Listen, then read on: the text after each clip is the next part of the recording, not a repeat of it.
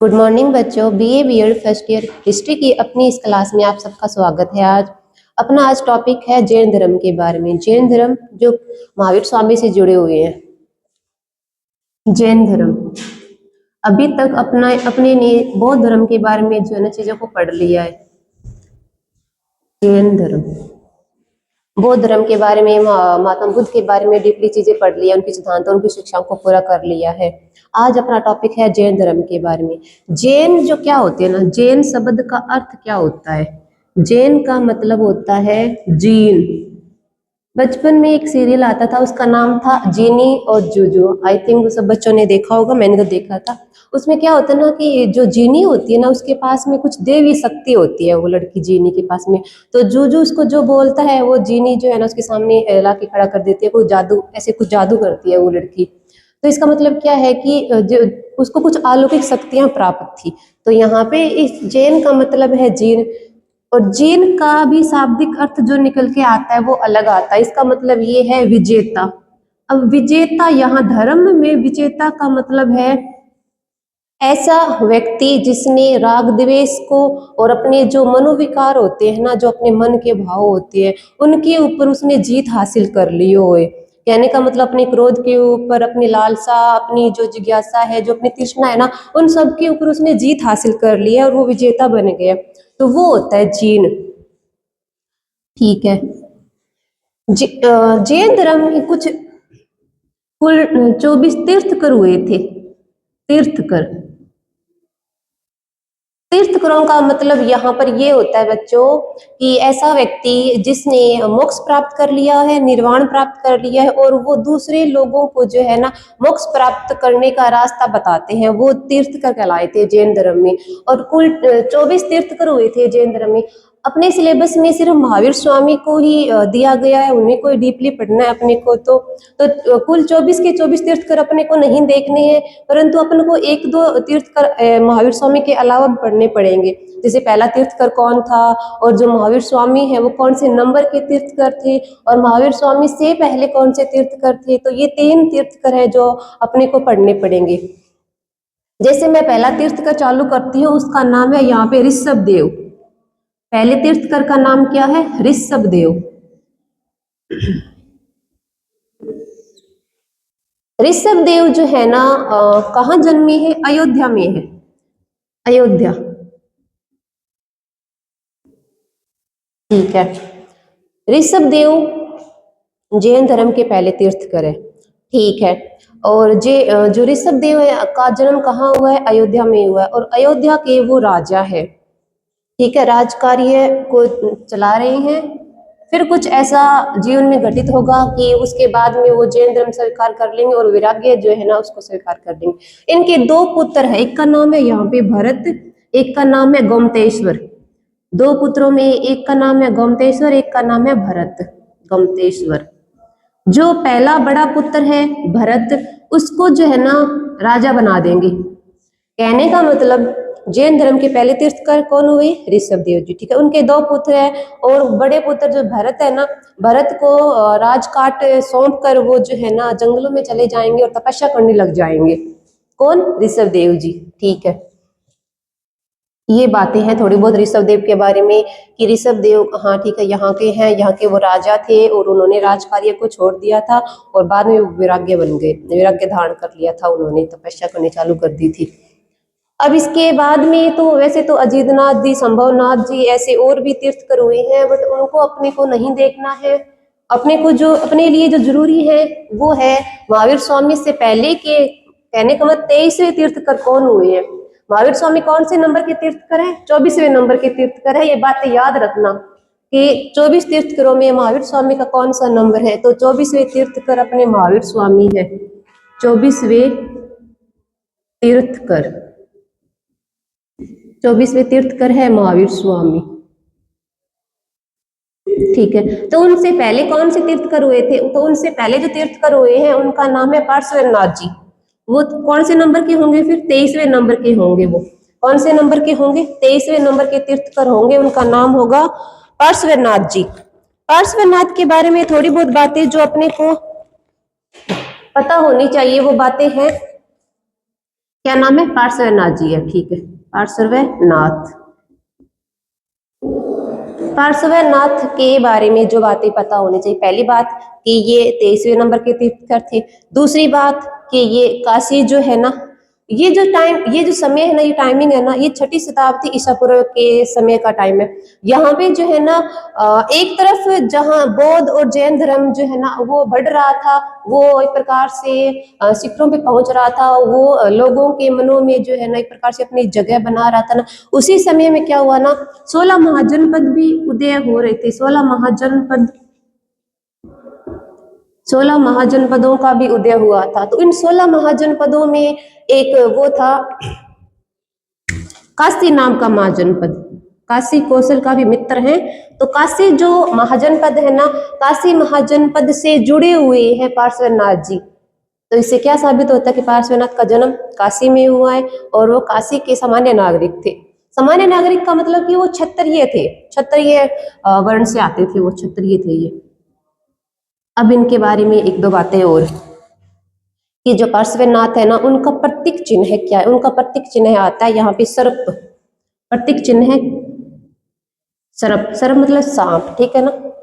अब देखो आगे इनके बारे में थोड़ा सा चीजें डीपली पढ़नी पड़ेगी कि जो इनके पिता है वो कौन है, इनकी माता कौन है। जैसे इनके पिता का नाम है असवसेन। असवसेन जो इनके पिता है, और इनकी माता है वामा, वामा रानी, ठीक है। काशी के रहने वाले हैं। माता पिता का नाम है यहाँ पे वामा रानी और असवसेन, ठीक है।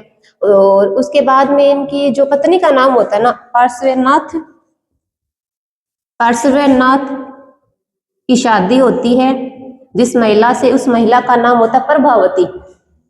पैसे पार्श्वनाथ, पैसे प्रभावती, कंफ्यूजन नहीं होएगी। चीजों को एक दूसरे से जोड़ के देखोगे ना आप, तो हिस्ट्री को समझने में आसानी रहेगी कि ये ऐसे ऐसे मैंने अलग अलग नाम बता देती हूँ मैं, तो शायद कंफ्यूजन हो सकता है। तो चीजों को एक दूसरे से जोड़ के देखा करो, तो चीजों को आप कंबाइन कर पाओगे, जोड़ पाओगे और आसानी से वो चीजें समझ में आ पाएगी। पार्श्वनाथ 23वें तीर्थकर हुए हैं। उनकी पत्नी का नाम है यहाँ पे प्रभावती। बस ठीक है, इतनी बातें आपने ध्यान रख ली। अब क्या होता है, अब आगे क्या होता है ना कि जो पार्श्वनाथ है ना वो 30 वर्ष की आयु में वही घर त्याग कर देंगे और तपस्या करने लग जाएंगे जंगलों में। और वो टोटल 3 महीनों तक जो है ना तपस्या करते रहेंगे। कितने महीनों तक? 3 महीनों तक। 3 महीनों का मतलब 3 महीने बोल दो आप उसको, या फिर उसको आप बोल दो 84 दिन। 84 दिन। आजकल 3 महीने का अपन अपने को रिचार्ज कराना पड़ता है, तो कितने दिन होते हैं उसमें? 84 दिन होते हैं ना, पूरे पूरे 90 तो नहीं होते हैं। तो 84 दिनों तक तपस्या करेंगे, तपस्या। और तपस्या के बाद में इनको जो ज्ञान प्राप्त होगा ना, वो ज्ञान प्राप्त करने के बाद में ये बन जाएंगे निग्रंथी। ज्ञान प्राप्त करने के बाद में जो कहलाएंगे वो ये निग्रंथि कहलाएंगे। और इस शब्द का मतलब ये होता है जिस जिस व्यक्ति ने ज्ञान प्राप्त कर लिया है, जो व्यक्ति निग्रंथि कहलाया है, जो निग्रंथि बन गया, इसका मतलब ये होता है कि उसने सांसारिकता के जो बंधन होते हैं ना, उन सांसारिक बंधनों को तोड़ दिया है। निग्रंथि का मतलब क्या हो गया? सांसारिक बंधन, जो बंधन रहित है। और कौन से भी बंधन हो सकते हैं, समाज के प्रति भी हो सकते हैं, अपने परिवार के प्रति भी हो सकते हैं। बंधन रहित जो व्यक्ति है वो होता है निग्रंथि। तो पार्श्वनाथ क्या हुए? निग्रंथि कहलाए हैं ज्ञान प्राप्त करने के बाद में। ठीक है, ये बातें इनके अपन ने देख ली। अब आगे की जो बातें जो जरूरी है और जो बात किन से जुड़ी हुई है, जो महावीर स्वामी से जुड़ी हुई है, उनकी शिक्षाओं से जुड़ी हुई है, वो बातें अपने को अब पढ़नी है। और वो उन्हीं से जो है ना चीजें अब चालू हो जाएगी। जैसे पार्श्वनाथ जी ने क्या किया था ना कि संघों की स्थापना की थी। कहने का मतलब अपनी शिक्षाओं का क्या करना है? प्रचार करना है। अपनी शिक्षाओं को लोगों तक पहुंचाना है ना, तो उसके लिए उन्होंने संघ बनाए थे। 4 संघ बनाए थे। कितने बनाए हैं? 4 संघ। 4 संघों की स्थापना की थी। इन संघों को 4 गण बोल दो, 4 गणों की स्थापना की थी। संघ को गण भी बोला गया है। अब देखो एक बात और कि जो संघ होते हैं ना, अब संघ बना के छोड़ दिए। अब उनका संचालन भी कोई करेगा कि महिलाएं भी संघ में रह रही है, पुरुष भी संघ में रह रहे हैं, तो उनका संचालन करने के लिए कोई अध्यक्ष नियुक्त किया जाएगा। अब देखो, महिलाओं का अलग संघ था और पुरुषों का अलग संघ था, ठीक है। एक संघ जहां पे महिला रहती है, एक संघ जहां पे सिर्फ पुरुष रहते हैं। ठीक है, अब देखो, जो महिलाओं का जो संघ है ना, और उसकी जो अध्यक्षता कर रही है, उसको बोला गया था पुष्पचूला। आई नो, थोड़ा सा एक बार पहली बार नाम सुना है तो अलग लग रहा हो, दो तीन बार देखो सुनो तो याद होएगा कि पार्श्वनाथ जी ने 4 संघों की स्थापना की है। उन 4 संघों में महिलाओं का संघ अलग है, पुरुषों का संघ अलग है। ठीक है, जो महिलाओं के संघों की जो अध्यक्षता करती है, जो महिलाओं के संघ को आवाज तो आपकी संभालती है उल्टा ना, है। उस अध्यक्ष को बोला गया था, उस अध्यक्षिका को बोला गया था पुष्पचला नाम। ठीक है, और जो पुरुषों के संघ थे, पुरुषों के संघों को जो चलाते थे ना, उस अध्यक्ष को बोला गया था आर्यदत्त। आर्यदत्त अध्यक्ष को क्या कहते हैं? आर्यदत्त। और जब महिलाओं का जो संघ है, उनके अध्यक्ष को क्या कहा गया है? पुष्पचला नाम का।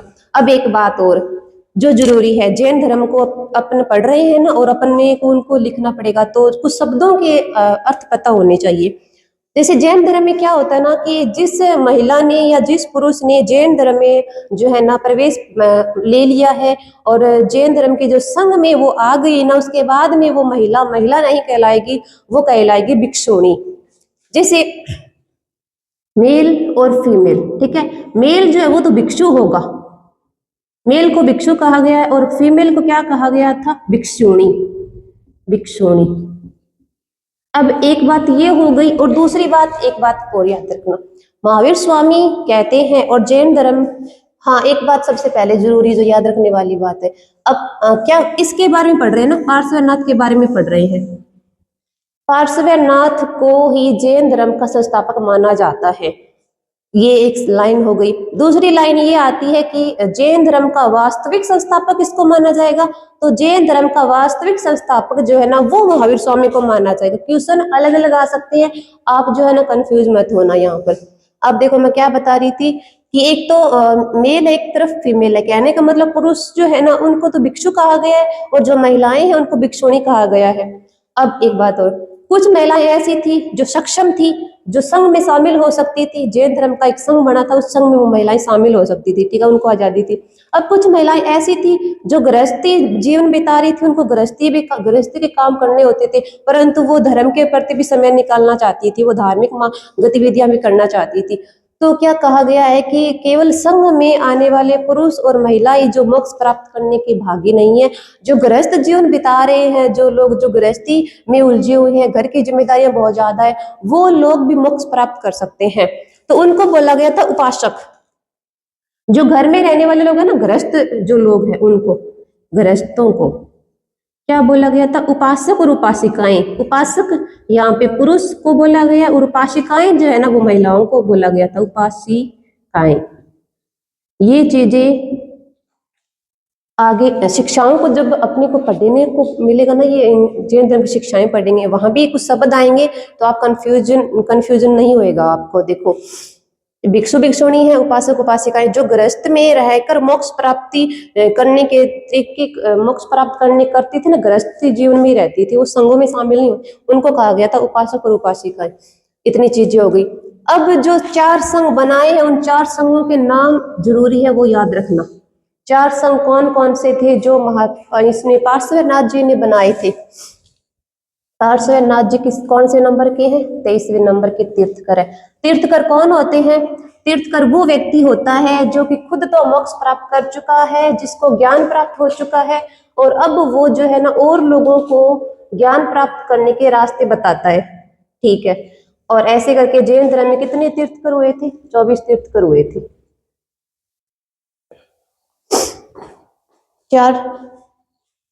4 संघ लिख रही हूं मैं, ठीक है, 4 संघ। इसमें पहले का नाम है सत्य। पहले का क्या नाम है? सत्य। दूसरे का नाम है अहिंसा। तीसरे का नाम है असत्य ही। चौथे का नाम है अपरिग्रह। अपरिग्रह। पांचवा आगे माता बुद्ध जोड़ेंगे इसमें, ठीक है, अपरिग्रह। नहीं होगा बच्चों, पांचवे का नाम होगा परिग्रह, तो इसका नाम होगा ब्रह्मचारी, ब्रह्मचारी। ठीक है, मार्कर बंद हो रहा है। अब देखो इन चार संघों को थोड़ा सा समझ लेते हैं। हालांकि इनको डीपली जो है, इनके अर्थों को डीपली जब महावीर स्वामी चालू होएगा ना, उसमें अपने को पढ़ने को मिलेगा। जैसे सत्य क्या होता है, जैन धर्म में कहा गया है कि जो भी जैन धर्म में आ गया है, जैन धर्म का एक प्रकार से वो पार्ट बन गया ना, तो उसके लिए अनिवार्य था कि वो सचिव बोलेगा, वो झूठ नहीं बोलेगा। सत्य का मतलब सीधा कि सच बोलो, आप झूठ भी नहीं बोलोगे और झूठ के भागी भी नहीं बनोगे। अगर आपको झूठ पता है तो आप झूठ के भागी नहीं बनोगे, आप वहां पे सच के रास्ते पे ही चलोगे और सच को अपना जो है ना कठोर मान लो, मतलब सच मैं ही बोलूंगा और सत्य ही मैं जो है ना सुनूंगा। अहिंसा का मतलब यहाँ पे ये होता है कि हिंसा मत करो भाई, खून खराबा मत करो, ठीक है ना, और अहिंसा के मार्ग पे चलो। असत्य का मतलब यहाँ पे ये होता है कि चोरी मत करो, आप किसी भी व्यक्ति की वस्तुओं को बिना पूछे मत चुराओ, मतलब पूछे बगैर मत उठाओ। ब्रह्मचर्य का पालन करो, कहने का मतलब जो सांसारिक वस्तुएं होती है ना, विषय वासनाएं जो होती है, उनसे दूरी बना के रखो, ये चीजें होती है। ये चार संघ होंगे हैं पार्श्वनाथ के। और अपना जो आगे का टॉपिक है वो यही महावीर स्वामी से चालू करेंगे। महावीर स्वामी को कल पढ़ेंगे। चलो ठीक है बच्चों, थैंक यू।